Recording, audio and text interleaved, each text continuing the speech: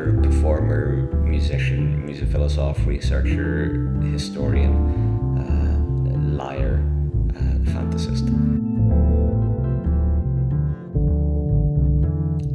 I think that I've always sort of been taken with, I think it's death more than what follows after that fascinates me the most, which probably goes back to sharing a bedroom with a terminally ill old man who was my grandfather growing up. So the ever-present, ever-visitant death sort of preyed on my mind a great deal. So subsequently, stories of the slightly macabre, the lingering and strange sort of informed all of my work and all of my interests. I consider myself an optimist, and I hope that when I'm dead, I'm dead. I think anything other than that is dreadfully pessimistic and asking for much more, a more prolonged misery than I'm prepared to deal with. Sort of coming out of a childhood of being dandled on my grandfather's knee and him telling me stories about old Belfast and the streets that he grew up on, the characters that he knew. When it came to launching the book, I have a long history of performance, and I work with wireless mystery theatre. I've done radio work, and I've worked with numerous companies in the past. It just seemed apropos to develop something slightly more than a reading.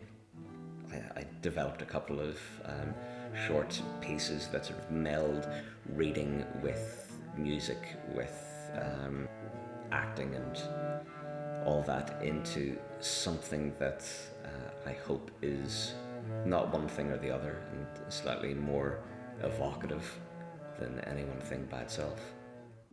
It was an unseasonably warm day for the season that the Irish call summer, a glorious July 30th, a Friday that Dr William Crawford has inexplicably taken off work. He leaves the house at 10:20 a.m, long after the dockers, the carders, the firemen and the fitters have marched through this side of town, down the hills into the shipyard.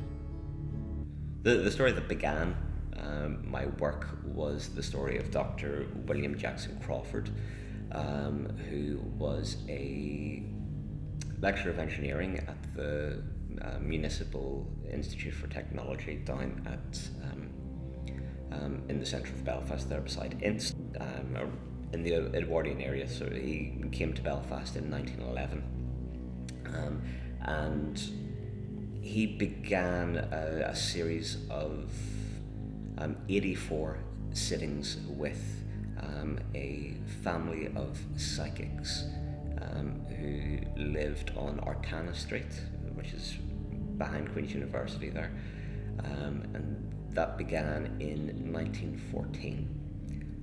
The youngest daughter of that family was a teenager called Kathleen Goligher, and she was the most powerful medium of spiritualists.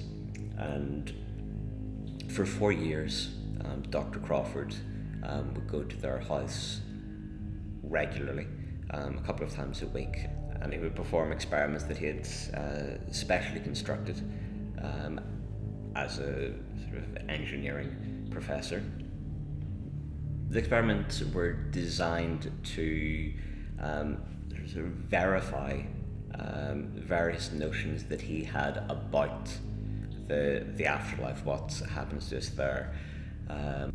In his conception of it, we just continue on in exactly the same way as exactly the same people. So the spirits that he found himself communicating with in the Goligher home were just ordinary people who had no idea where they were, what they were talking about, or how to communicate with him.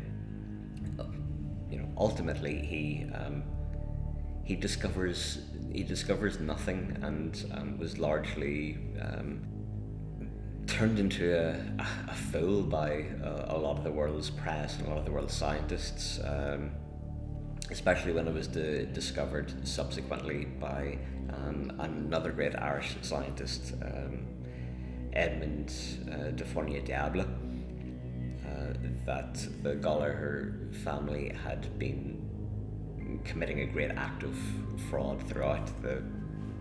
What Crawford had discovered in his experiments was that table levitations were produced by an ectoplasmic rod that was generated from Kathleen Goligher's organ of generation. It would, the ectoplasmic rod would hit the ground and cantilever up, and this would move the table up into the air. Unfortunately, when Diable conducted the same experiments, he found that she had been moving the table with her knee. Crawford took his own life by taking an overdose of cyanide in the grounds of the rest home for girls in Bangor, right on the seafront on Brompton Road, where the green grass of the house sort of opens out onto the sea. In a letter that he wrote just before he died, he said that this has nothing to do with my psychical experiments. That is the greatest and purest work that I have ever done. The collapse of my mind is its own thing.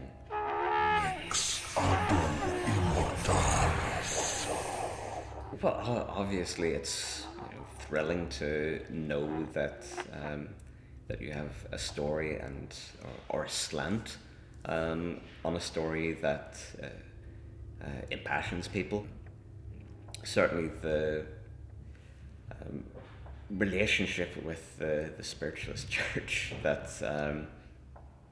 has come about, very little of which has been directly aimed at me, but that arose from an interview that I gave a couple of years ago on the subject of Dr. Crawford and the spiritualist church in Belfast, which is based over on Windsor Avenue, which is the only official spiritualist church in Ireland.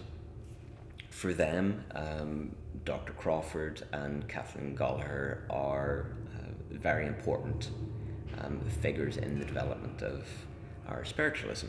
So yeah, once it was announced that I was giving this performative lecture at the festival in Bangor, a number of angry letters were sent to not only the organisers of the festival, but I believe the council in Bangor as well, decrying me in no uncertain terms as being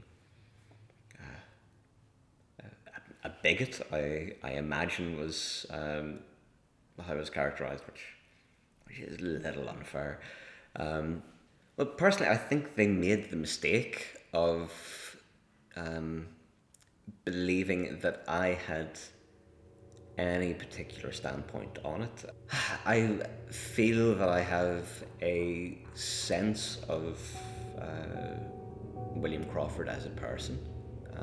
I sort of think I know what his interests were, what so impassioned him about the world, about this one particular question of what follows on.